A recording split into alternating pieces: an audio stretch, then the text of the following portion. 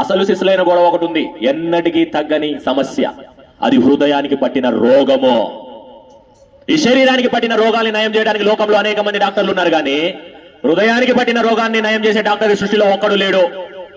ఆ హృదయానికి పట్టిన రోగాన్ని నయం చేయడానికి యేసయ్య వచ్చాడు. ఏంటి ఆ హృదయానికి పట్టిన రోగము అంటే, ఆ హృదయంలో శాంతి సమాధానాలు లేవో. మనుషులు శాంతి సమాధానాల కోసం ఎక్కడెక్కడో వెతుకుంటా ఉండు. ఇప్పుడు మీ టైం చూస్తే 10 అయింది. 10 గంటలకి మీరు కొంత బయటికి వెళ్ళి చూస్తే ఇప్పుడు ఫుల్ బిజీగా ఏమేమిటాయి చెప్పండి.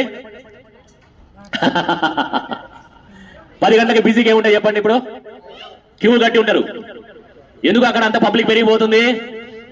ఇంట్లో ఉండి మంచిగా తిని పడుకోవాల్సిన వ్యక్తి ఆడెందుకు క్యూ కడుతున్నాడు? ఇంట్లో ఏమి లేదు. ఎందుకు లేదు సమాధానము అంటే, ఆ ఇంట్లో సమాధానమునకు అధిపతి అయిన యేసయ్య లేడు. ఆ హృదయంలో సమాధానమునకు అధిపతి అయిన యేసయ్య లేడు.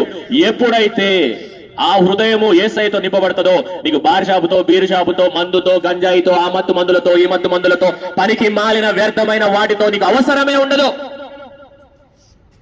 అనేక మంది యవనస్సులు, అనేక మంది వారి యొక్క జీవితం విలువ తెలియక విలువైన జీవితాన్ని, విలువైన ప్రాణాన్ని పోగొట్టుకుంటున్నారమ్మా. కారణం ఏంటి తెలుసా? ప్రాణం విలువ తెలియక.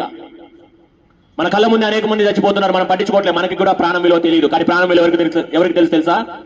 నీ కొరకు ప్రాణం పెట్టిన యేసయ్యకి మాత్రమే. హల్లెలూయా. నీ కొరకు ప్రాణం పెట్టిన యేసయ్యకి మాత్రమే నీ యొక్క ప్రాణం విలువ తెలుసు. అందుకే పరలోకాన్ని విడిచిపెట్టి ఆ ప్రాణాన్ని కాపాడటానికి యేసయ్య భూమి మీదకి వచ్చాడు. ఇదిగో నన్ను కాపాడాడు, ఇక్కడ ఉన్న వారిని కాపాడాడు, ఇక అనేకులను కాపాడాడు. వారి కుటుంబాలలో డబ్బు లేకున్నా, బంగారం లేకున్నా, వెండి లేకున్నా, టీవీ లేకున్నా, ఫ్రిడ్జ్ లేకున్నా, వాళ్ళ ఇంటి నిండా ఏముంటది? ఇంటి నిండా సమాధానం ఉంటది. ఇప్పుడు ఇక్కడ స్టార్ ఉంది, ఉందా? స్టార్ మీదేనా? మరి లైట్లు మీయేనా? మెయిన్ బంద్ చేస్తే ఆగిపోతాయా? మెయిన్ బంద్ చేస్తే ఆగిపోతాయిగా. ఈ స్టార్లు, ఈ లైట్లు బంద్ చేస్తే ఆగిపోతాయి. కానీ నీలో ఉన్న వెలుగు, నీలో వెలిగించబడిన ఆ స్టార్, నీలో వెలిగించబడిన వెలుగు ఆర్పే తరము ఎవరి వల్ల కాదు. ఆ వెలుగునివ్వటానికి యేసయ్య వచ్చాడు. శాశ్వతమైన వెలుగు, స్థిరమైన వెలుగు. నీ చుట్టూ 1000 మంది నిలబడి ఆ వెలుగును ఆరిపాయిద్దామనుకున్న వారి వల్ల కాదు. కొన్ని రోజులు అయితే తీసేస్తారుగా స్టార్లు, ఉంచుతారా సంవత్సరం అంతా? ఆ వెలుగు మాత్రం నిరంతరం నిలిచి ఉంటది. ఆమేన్, హల్లెలూయా. ఆ ఆరిపోని దీపమే దేవుడు నీలో పెట్టిన ఆత్మ. ఆత్మ నిరంతరం వెలగాలనేది దేవుని ఆశ.